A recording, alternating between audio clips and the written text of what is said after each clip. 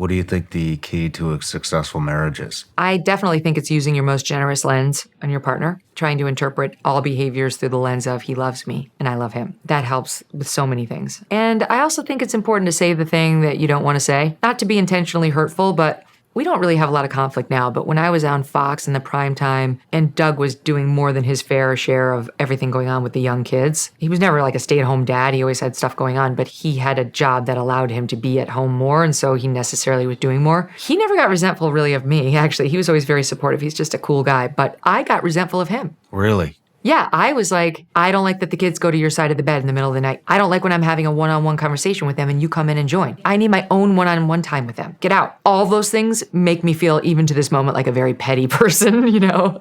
Like, here's this guy, he's doing all this great stuff most women would kill to have a more active partner. I had a different kind of problem, and I didn't really give a shit if it made me feel small. I needed to say it. I was very young. I was at the very beginning of my career there, still a reporter in DC, and Roger took an interest in me early on. It wasn't all because he wanted to sleep with me. I think he understood he had somebody who was a lawyer, who had potential in this business that was unique, and that he really wanted to develop it because, above all, he was a capitalist. He wanted to make money. So he started to mentor me in a great way. He gave me so much good advice I still rely on and miss to this day. I wasn't too fazed by the inappropriate comments about women's looks or this one slept her way to the top, that kind of thing. It came to a peak in his office one day when he grabbed me and tried to kiss me. And I pushed him off of me, and I could smell alcohol on his breath. He came at me again. He clearly didn't get the message. Most men, after one shove off, would know it's a no. Came at me again, and same thing. I pushed him away, and I went over by the door to get out. He looked at me and said, "When is your contract up?" It was soon. I remember telling him whenever it was up. And then he came for me a third time. A third time? Yeah. I have a subscription platform. It's on Patreon. They're our top supporters. They've been here since the beginning, and I give them the opportunity to ask each guest a question. What is the best piece of advice for young women dedicated to rising to the top in today's generation? Don't think of yourself as a woman. Just think of yourself as a worker. My advice to young women is the same as it is to young men. Get in there, do every job, even the ones that aren't yours, even the grimy ones. Don't leave before your boss. Come in on the weekends, volunteer too. Take every assignment, even if you think it's beneath you, with a thank you. When you get positive or negative feedback, say thank you. When somebody gives you any sort of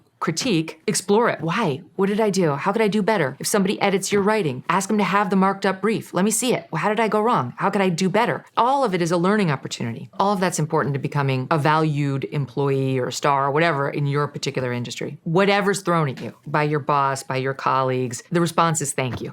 Wow, that's a great piece of advice. Thank you. My dad died December 15th, 1985. I was a sophomore in high school. It was sudden. It was right before Christmas. He was only 45. My mom was 44. And he really hadn't had any health problems. He wasn't an exerciser. In 1985, a lot of people weren't. He had a relatively stressful job. He was a professor, first at Syracuse and then at SUNY Albany. But he loved his job. He wasn't heavy, but he did smoke. And he drank. Not to excess, but he smoked. About a week or 10 days before he died, he thought he was having some heart trouble, and he went to the ER and they told him it was heartburn. So he came back relieved. Other than that, there had not been any sort of warning. The night he died, it was a Sunday night. Said goodnight, went upstairs, and I just remember my sister waking me up shortly after midnight saying, "Wake up, Daddy had a heart attack."